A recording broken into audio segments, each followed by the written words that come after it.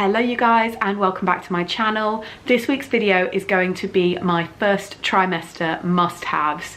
I know, as I said in my previous video, the first trimester is different for everyone. If you haven't seen my previous video, I really recommend giving that a click to see what my experience of the first trimester was. I will link it up here. So yeah, the first trimester can be difficult, and these are things that helped me a little bit. Obviously there are going to be people who have the first trimester a lot easier than I did and might not find any of these things useful, in which case I'm really pleased for you. And there are going to be people who find the first trimester harder than I did and struggle more than I did, and they might need these things and then something else. So these are things that helped me with the difficulties that I had in the first trimester. So the first thing for me was that obviously in the first trimester I had quite a lot of sickness from quite early on, and so that for me was about finding ways to manage the sickness, finding ways to get nutrients in and to stay in, and also to keep hydrated. So you will have seen me talk about these bottles in previous videos, but I have got this. I've had various ones of these for ages. It's from Amazon. It's got times on the side, and this is a 2.2 litre bottle. So if I can get through a whole bottle like this in a day, I'm quite pleased. I know your water intake's meant to go up a bit in pregnancy. I haven't really managed more than one of these in a day, but 2.2 litres, I'm quite pleased if I can get through that in a day. And I do really try. Although it's quite weighty, I've been using these for ages, even pre-pregnancy, and I have found them really good. And I do tend to drink more when I'm using it. That said, I am really behind today, but generally it's good. So when I was really struggling with sickness, I'm sorry if you can hear the dog, he's chewing on a toy in the background and I don't want to disturb him. When I was really struggling with sickness, I knew that the main thing was, even if I couldn't eat hardly anything at all or nothing, as long as I stayed hydrated, I was doing what was best for me. And from a midwife perspective, I knew that it's the dehydration that ends up with you being hospitalized. So for me, I was getting through nowhere near one of these in a day. I was lucky if I was getting through half, if not a quarter in a day, but it was giving me the incentive and giving me the kind of, the water was right there to hand, encouraging me to try and get something down. So I've found that these really helped in the first trimester, and I'm still using it now. I've used it pre-pregnancy, I used it while I was trying to conceive, and yeah, I really recommend getting a good water bottle. And for me, having my entire daily recommended intake in one bottle really helps. Although when I come to labour and hospital bag, which I will share on this channel, I will get one with a straw, but probably not this big. But I will share all of that a bit nearer the time. So yeah, a good water bottle. Along the same kind of thought process as the water bottle, when it came to sickness, I found very quickly that I needed to eat before I sat up in the morning. Like, as soon as my eyes opened, I needed to eat something. I couldn't sit up and then eat something, because that would be it. I needed to get something in my stomach. Obviously, we've all heard the recommendation for having ginger. I didn't find ginger helped me at all. Matt, bless him, Matt went out and bought me some ginger snap biscuits really early on. Like, as soon as I started getting a hint of nausea, he went out and bought these biscuits for me. And I tried using them for about a week, and they just did nothing. And initially I just thought, well, eating stuff in the morning clearly isn't going to work for me. And then Matt suggested having something a bit more robust, and maybe something with a bit more sugar, just to help fill my stomach but also bring my sugar levels up. And we settled on chocolate digestives. These have been amazing. I have a packet of these in my bedside drawer. They're not for you. No, they're not for you. I have a packet of these in my bedside drawer. I've taken these whenever we've been away from home. I've had some in my handbag. I've got chocolate digestives with me at all times at the moment, and have done since we tried it out that first time, because having something that's a bit more robust than those little ginger snap biscuits, and something with a bit more sugar in it, I found made a huge difference. Obviously it didn't stop the sickness for me, but the nausea I find is the most debilitating thing, and for me, the sickness and the vomiting part, I kind of got used to in the end, but the nausea was the debilitating part of it. So if I could dull down the nausea, actually, if I was throwing up, but then the nausea was okay, that was manageable for me. So chocolate digestives I found really helped. But I can't promise they'll work for everyone, so definitely give them a try if the ginger nuts aren't working. Another thing, food-wise, along the same kind of lines as the biscuits, I found that when I couldn't stomach any food, not normal food, I resorted to beige food. So I don't think I ate many vegetables or much fruit in the first trimester, but what I did manage to eat was mostly beige.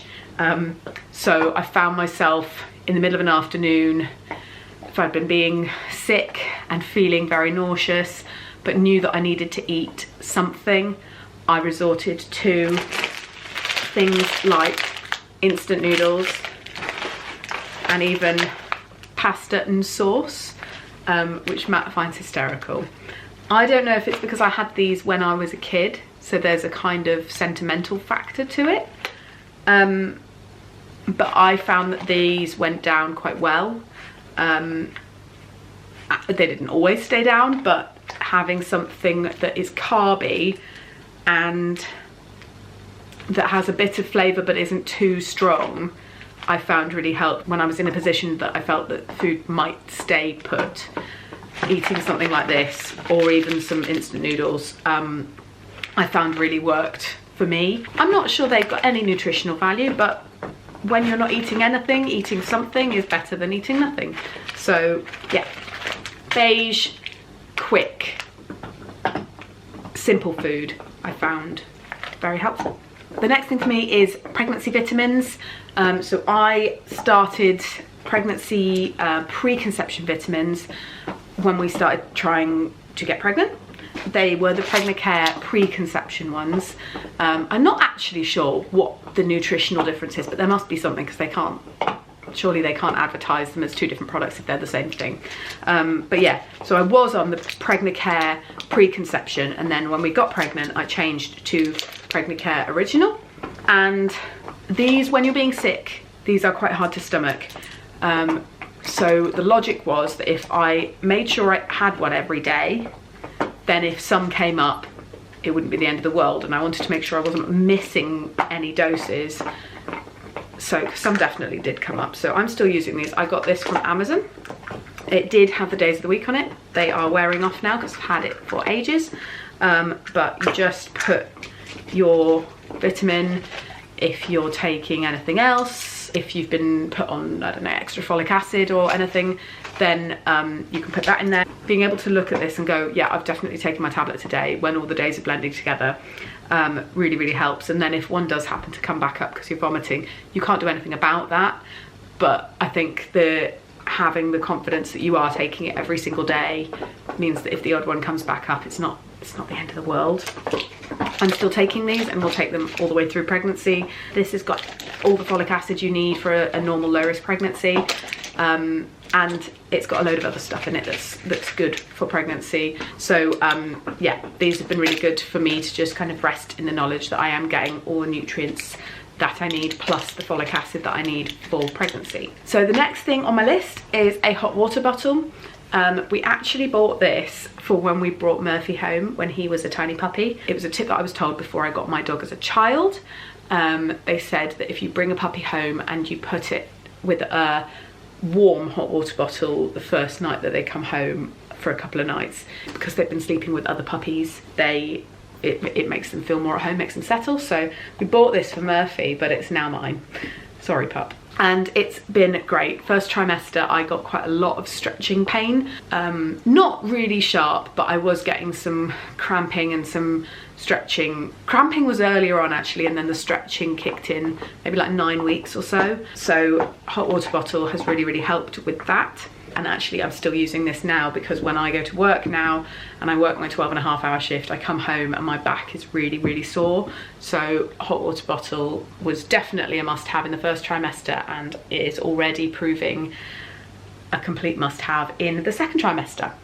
So the next thing on my list is maternity clothing, which I kind of think, I thought at the time was a bit silly. I didn't really think that I would need maternity clothing in the first trimester, because obviously you don't really have a bump. The baby, your uterus is still very much hidden kind of in your pelvis.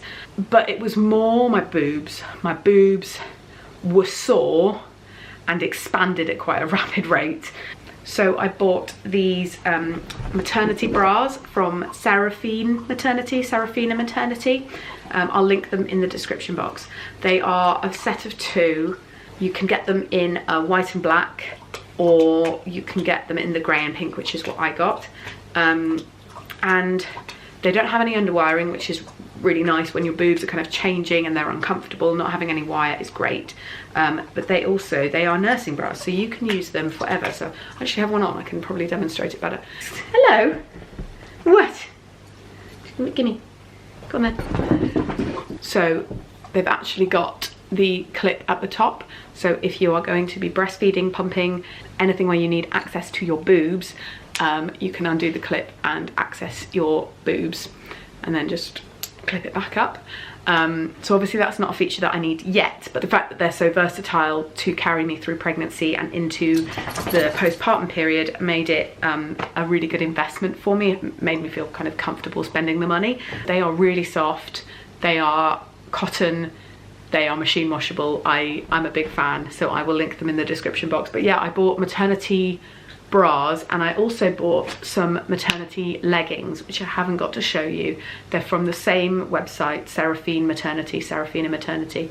I'm not sure how you pronounce it, but I bought some maternity leggings. Again, I didn't really think that I would need them in the first trimester, but I wanted something that was really struggling with anything that put any pressure on my stomach. Partly because of the nausea, partly because I think everything was kind of stretching a little bit. So I didn't want any pressure on my tummy, and I found that even things like joggers or pajama bottoms, because they've got a waistband, that elastic was enough to make me feel uncomfortable. So actually having something that goes all the way up to kind of your boob height, and is effectively intended for you to have a bump in, meant that there was no elastic band across my tummy or anything like that. So I found them really, really helpful. And actually now that I have got a bump, which I will be filming for my second trimester vlog later on, so keep an eye out for my second trimester vlog when it goes live. But now I have got a little bump, those leggings are still really good, and actually there's still quite a lot of space for this bump to get bigger. Yeah, I think they will probably see me through until the baby's here as well, which is great. Can I help you? You're basically sitting on my lap now. This dog absolutely knows I'm having a baby. He's very cuddly, aren't you? He always used to be cuddly, but he does cuddle up to my bump more now. Fall asleep at my feet, don't you? He's a very good boy. But you won't leave me alone. Go on then. Sit. Good boy. My final first trimester must-have, again, felt a little bit silly getting it quite so early in pregnancy, but it is a pregnancy pillow. So the one that I went for is the Bellamoon. Again, I will link it in the description box for you. There are so many different types of pregnancy pillows, and there are pregnancy pillows to fit every single budget. Bellamoon is kind of mid-range for pregnancy pillows, and I would say that it is worth every penny and then some. So shape-wise, it is a long sausage that has a kind of hooked over bit at the top and another hooked over bit at the bottom. This is not a very good demonstration. Yeah, hooked over bit at the bottom, hooked over bit at the top. Excuse the blue fluff, we've got a blue throw on our bed that has decided to molt all over it. It is brilliant. So essentially it's designed so that you can put that bit under your head and tuck it, and the hooked over bit kind of goes, so it's proper like a pillow under your head. And then the other curve at the bottom goes between your legs, and then you can cuddle this bit, you can tuck it under your bump. But the really good thing, again, looking at kind of long-term investment, because everything to do with pregnancy and babies is expensive, so you want things to last. it has capacity to be used even after the baby's here. So you can unzip the top section, so this bit has a little zip cover. You can unzip this, and the same on the bottom, unzip this, and you can zip the two bits together and turn it into, you basically take out the middle section, turns it into like a semicircle, and the idea is that you can tuck it under your boobs, wrap it around yourself, and it will go all the way around, so then you can put the baby on it for feeding, whether you're breastfeeding, bottle feeding. Having that kind of position to be able to put the baby on, having something supportive to put the baby on is really good. So you can also use that to prop the baby in when the baby's a bit older, help baby kind of learn to sit, things like that. So it is really, really versatile. The covers also come off, so you can change the covers. They have spare covers on the website, and so it's all washable as well, which is nice. So yeah, I'm a very big fan, and it has definitely made a huge difference to my sleep. Again, I did think it was a bit silly getting it in the first trimester. I think I bought it about 10 weeks, and as soon as I got it, I wished I'd bought it a bit earlier. I was kind of having a cumbersome bump or anything that was restricting my sleeping. I was just starting to get a bit achy, and actually having the pillow made a huge difference really quickly. So yeah, I kind of wish I'd bought it earlier, but I had it about 10 weeks, and I will be using it throughout because it's been brilliant. So that is it. That is my first trimester must-haves. I really hope that this has been helpful. I hope you've enjoyed it. If you have, please give it a like and subscribe, and I will see you very soon for the next video.